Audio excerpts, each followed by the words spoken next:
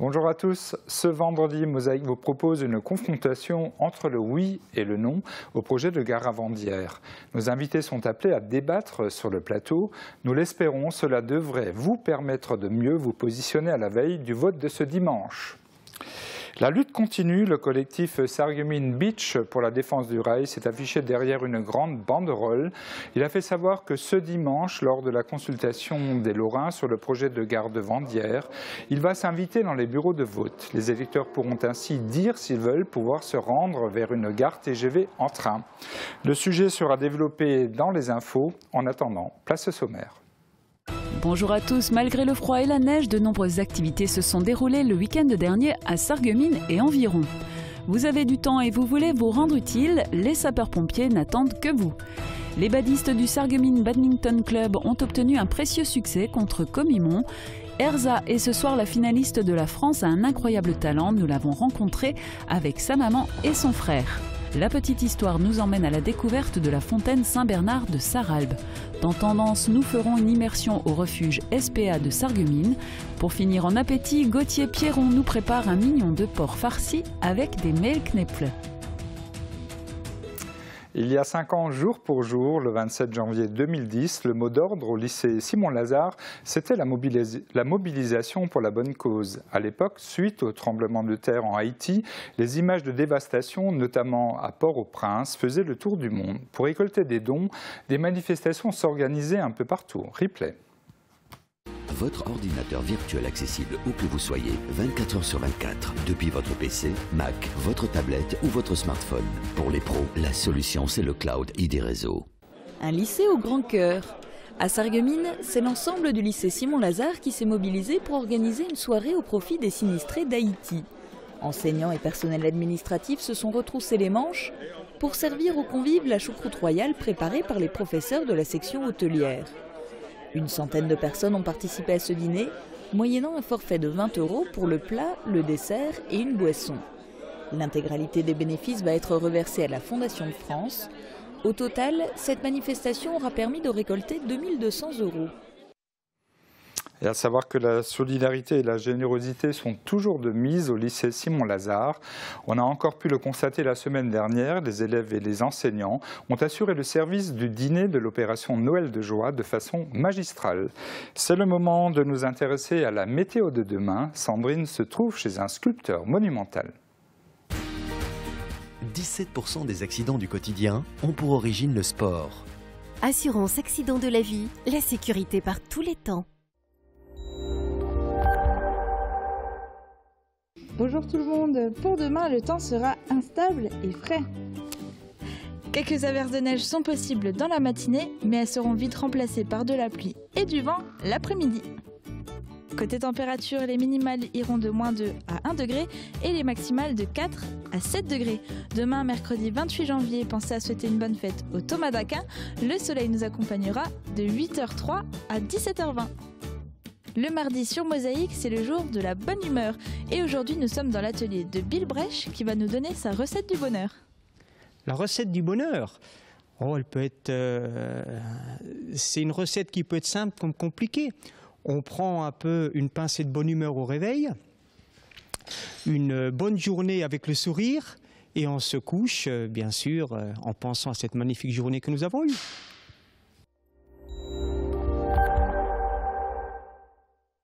Je parraine un ami et tout le monde y gagne. Mon filleul, ma banque et moi. Au Crédit Mutuel, un client satisfait rayonne. Le Conseil régional de Lorraine vous présente la météo des neiges.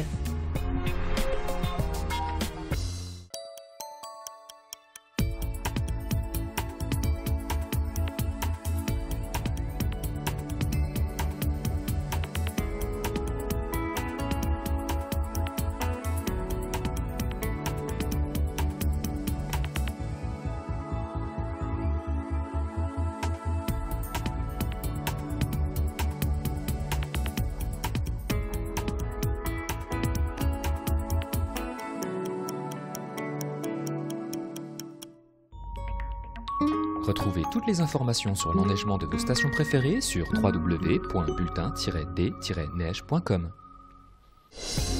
Le Conseil régional de Lorraine vous a présenté la météo des neiges. À la une du RL aujourd'hui, le 70e anniversaire de la libération des camps d'Auschwitz-Birkenau. 70 ans après, ces camps restent le symbole du mal. Plus d'1 million de déportés y ont trouvé la mort. À la une locale de Forbach, des tonneaux sur l'autoroute et une circulation à l'arrêt sur l'A320. Le conducteur n'est que légèrement blessé après avoir fait plusieurs tonneaux. À la une locale de Sarreguemines, l'hôpital Saint-Joseph de Bitche renoue avec l'équilibre. Courant 2015, une dizaine de lits supplémentaires doivent ouvrir en service soins de suite et réadaptation. La suite de l'info dans le JT de Mosaïque.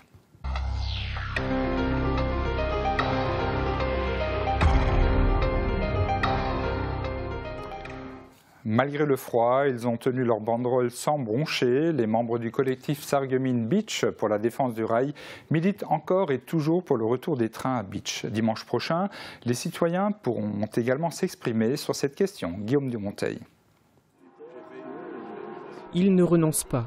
Même si la gare de Bitche est aujourd'hui fermée, les membres du collectif pour la défense du rail continuent le combat. Nous sommes là pour défendre ce qui est un service public, qui devrait être un service public, c'est-à-dire la ligne, et c'est l'ensemble de la ligne Argarten-Haguenau. C'est ce tronçon-là.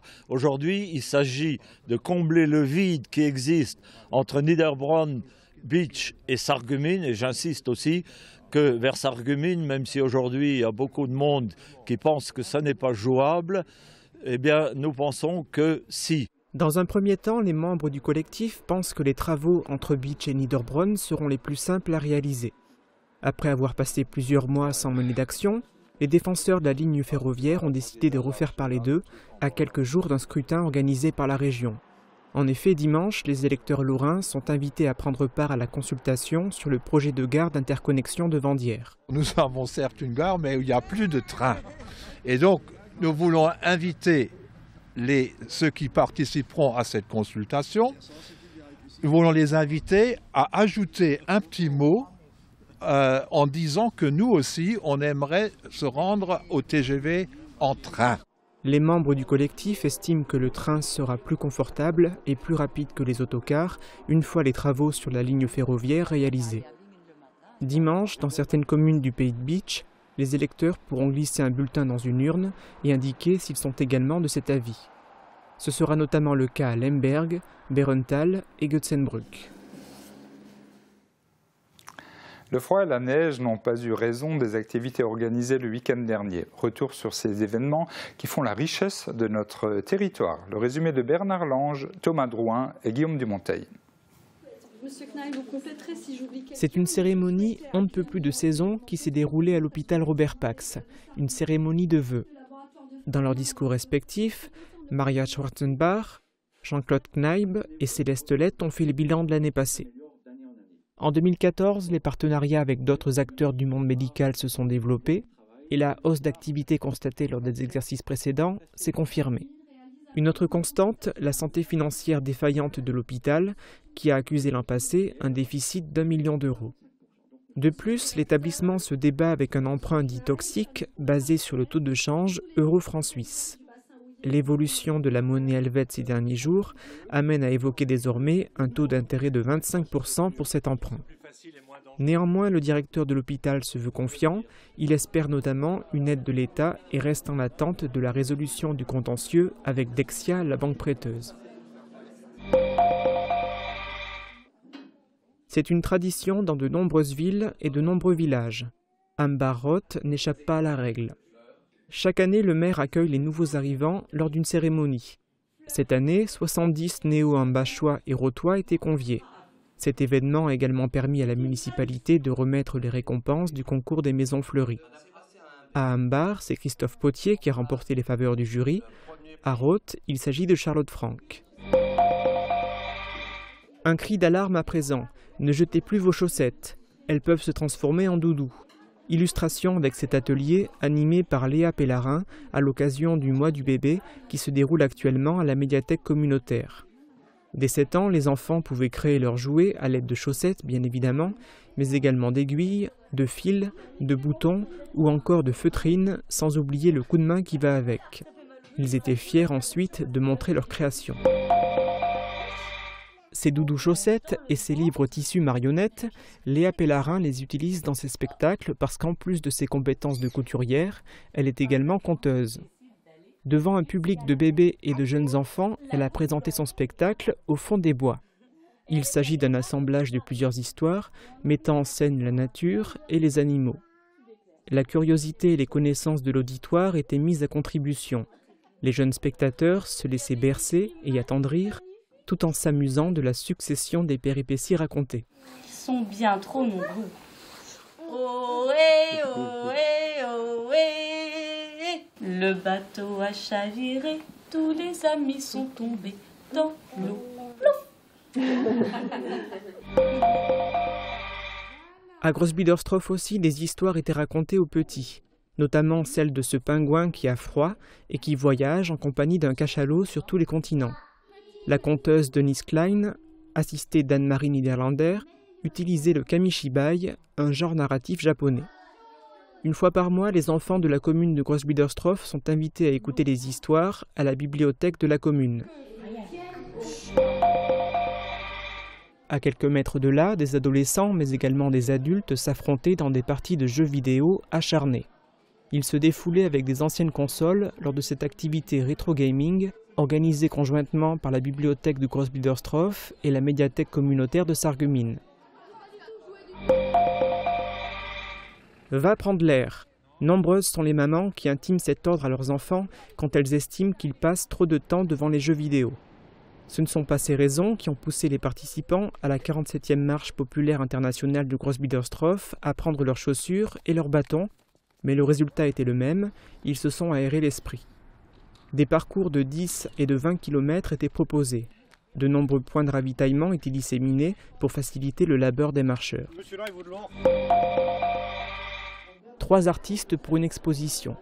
Depuis le 23 janvier à Sarreguemines, la salle Arpège accueille les clichés de Michel Lercy, Jeff Meicher et Daniel Manzi. 3 regards, 3 procédés, son nom explique à lui seul le principe de l'exposition. Avec leurs clichés et leur manière de les réaliser, les 3 photographes montrent chacun une facette du monde vue à travers un objectif. L'exposition est ouverte au public jusqu'au 6 février les lundis, mardis, jeudis et vendredis de 14h à 18h. Une femme d'exception, Hélène de Sparte. Sa beauté incite à Paris à l'enlever, ce qui déclencha la mythique guerre de Troie entre Troyens et Athéniens. Une histoire qui continue d'inspirer les artistes aujourd'hui, à en juger par le spectacle La Belle Hélène, interprété par l'association strasbourgeoise Opéra Piano. Cette troupe, composée de chanteurs amateurs et professionnels, se produisait dans le cadre de la saison culturelle de Sarreguemines. Elle permettait au public d'entendre la musique d'Offenbach.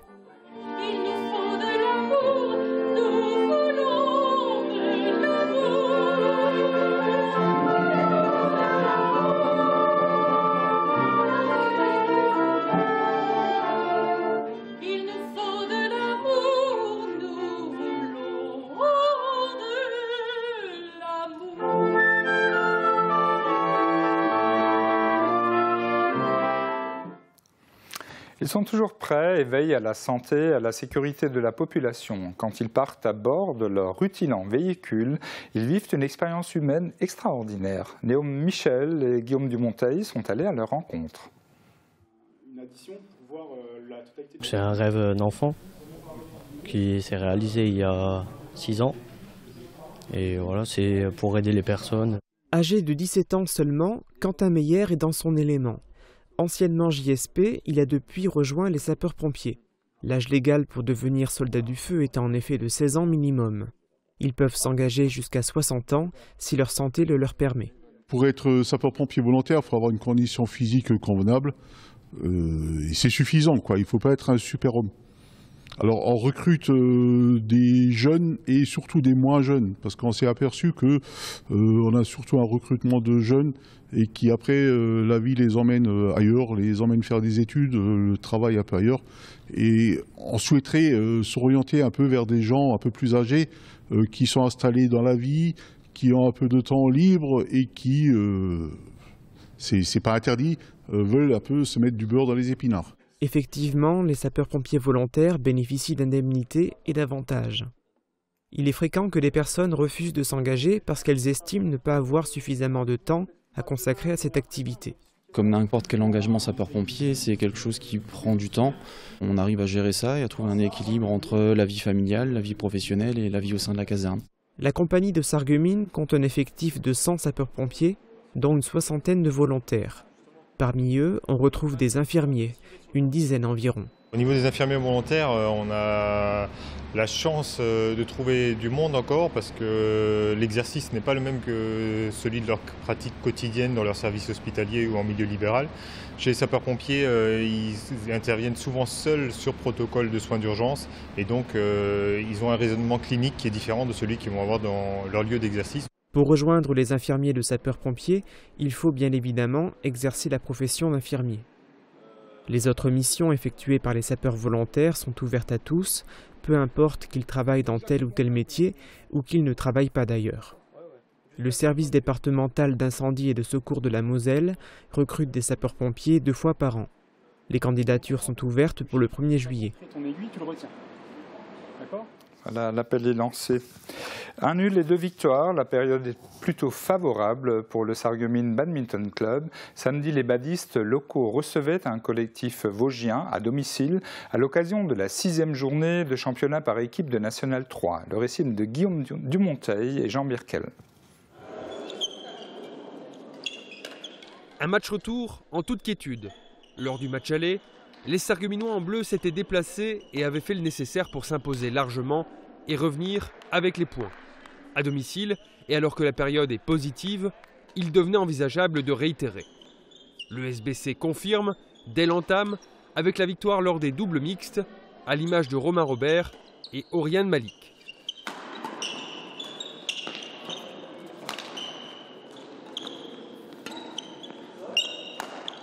Si Stéphane Malik fait l'impasse en simple au terme d'un match très accroché, le doute n'a pas de quoi s'installer. Vincent Briche arrache le simple au sommet au terme de 3-7.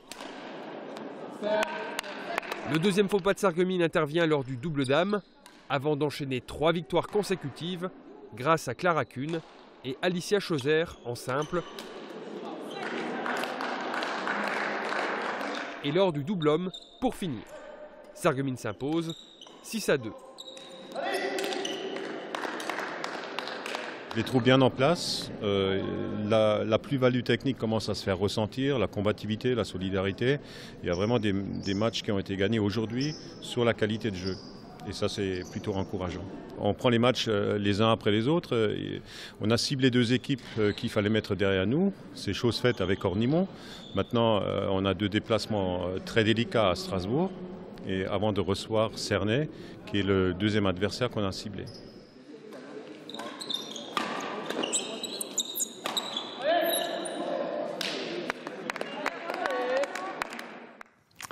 L'Institut de formation en soins infirmiers de Sarreguemines organise sa matinée portes ouvertes ce samedi 31 janvier entre 9h et 13h à l'IFSI, situé près de l'ancien hôpital du Parc. C'est la fin de l'info. On se retrouve après une courte page pub.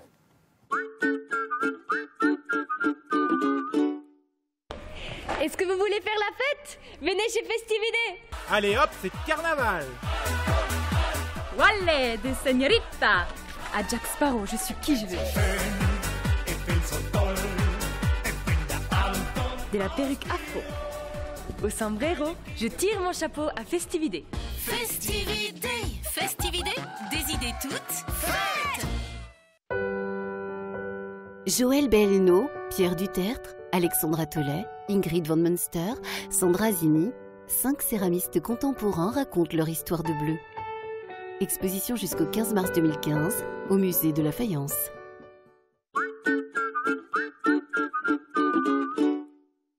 « 180 professionnels pour votre maintien à domicile.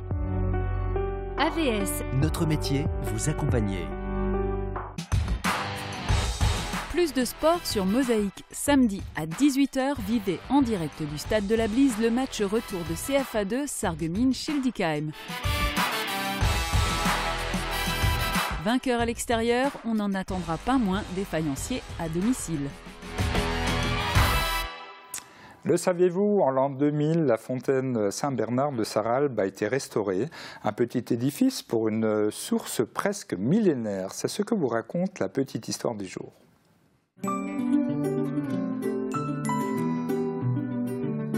FBS, du bon temps par tous les temps.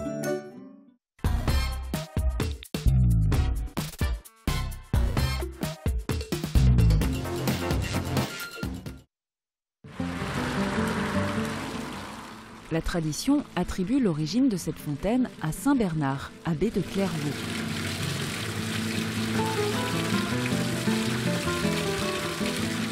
Au cours de son périple en France puis en Allemagne pour prêcher la seconde croisade, il se serait arrêté au début de l'été 1147 à Sarralbe. Pour étancher la soif de l'immense foule accourue de partout, il aurait fait jaillir une source. Ensuite, celle-ci continua au fil des siècles à fournir à la cité albenoise une eau très appréciée. À Sarreguemines, les animaux ont trouvé leur maison au refuge SPA en attendant leur adoption. Sur place, 7 jours sur 7, salariés et bénévoles sont aux petits soins pour les animaux en attendant que les familles viennent les récupérer. Un reportage de Guillaume Dumonteil et Johan Chérifi. Avec Virch Menuiserie, votre maison devient tendance.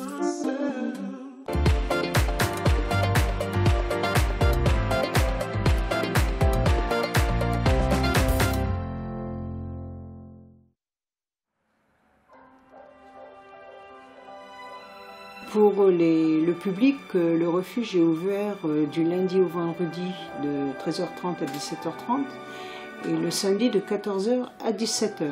Nous ne recevons pas de chiens sur le refuge par les particuliers. C'est uniquement la police, la gendarmerie, les pompiers et le service de la casque qui nous les ramènent.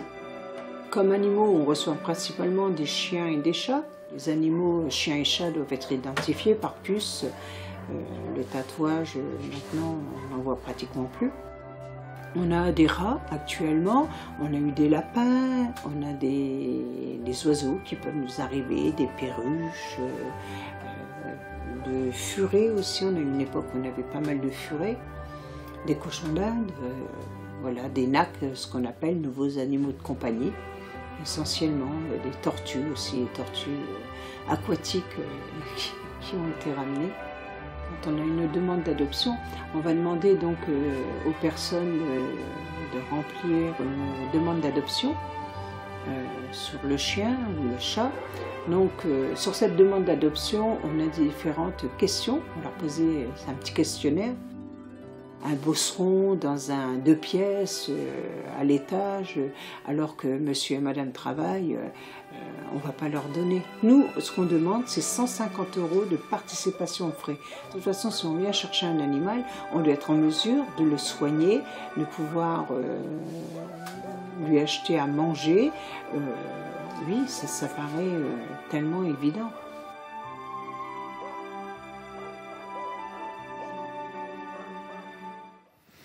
Et maintenant, nous faisons un petit tour dans la cuisine de Gauthier Pierron, cuisinier au restaurant Le Verrier Gourmand à Götzenbrück. Il nous propose un mignon de porc farci avec des Melknäppel.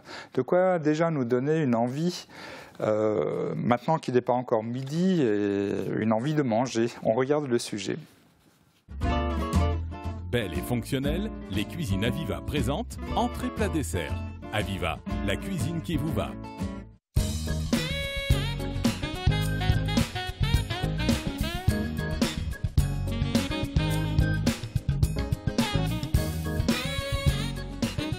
Bonjour, bienvenue au Verrier Gourmand.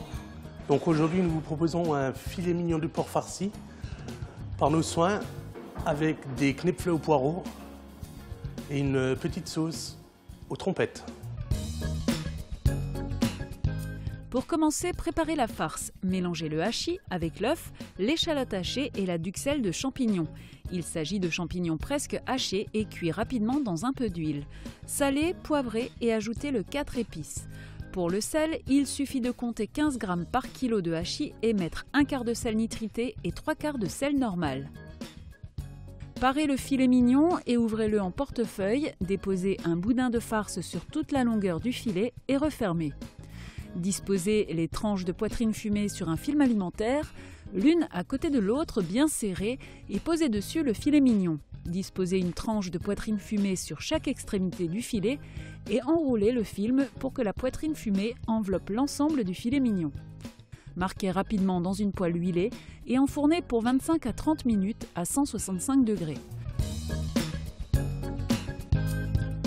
Pendant ce temps, préparez la sauce.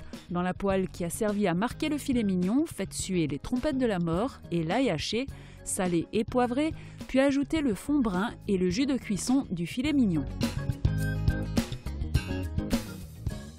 À côté de ça, préparez les Mehlknöpfle, mélangez la farine et les œufs, l'eau gazeuse, le 4 épices, salé et poivré. Faites bouillir une marmite d'eau agrémentée de bouillon de volaille et plongez-y des quenelles de pâte. Laissez cuire quelques minutes et retirez à l'écumoire.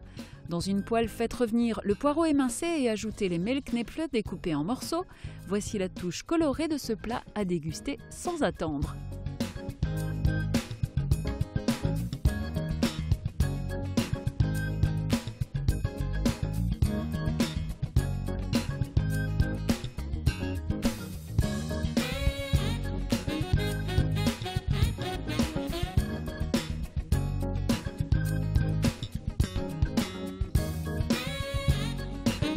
Dans les Mehlknöpfle que on a réalisés aujourd'hui, on peut y adjoindre également de la crème fraîche. Bon appétit!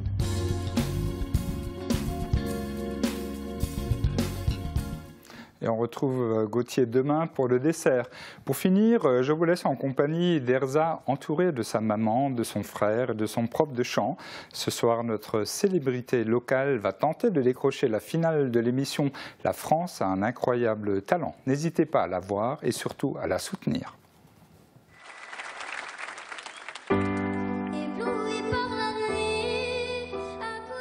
Maman, est-ce que tu es fière de moi? Mais bien sûr, ma chérie, on est très très fiers de toi et on t'aime trop. Ma chérie. Elle a fait une vidéo avec son frère. Elle avait 2 ans. Elle a fait semblant d'être un grand talent. Elle s'est présentée. Elle avait dit j'ai 25 ans, j'habite à Paris et je vais vous chanter une chanson. Elsa, tu savais que ta maman chantait quand elle était plus jeune? Oui. Et alors, madame, racontez-nous. Mais quand on était au Kosovo, on a participé dans les émissions avec mon mari. On a chanté, mon mari il a fait la guitare. Et maintenant, c'est mes enfants, ils font ça. Maintenant, la deuxième aussi, elle chante. Ma fille, tout le monde, on chante à la famille. Ébloui par la nuit, un coup de lumière mortelle.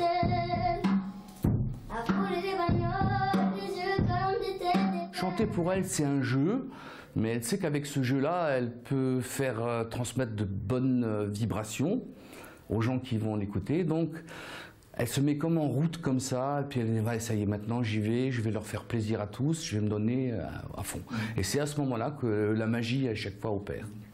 Je parle en kosovar, en français, et je chante en anglais. Et tu habites tout près de l'Allemagne. Est-ce que tu parles aussi l'allemand? Tu peux nous dire quelque chose en allemand? Wie alt bist du?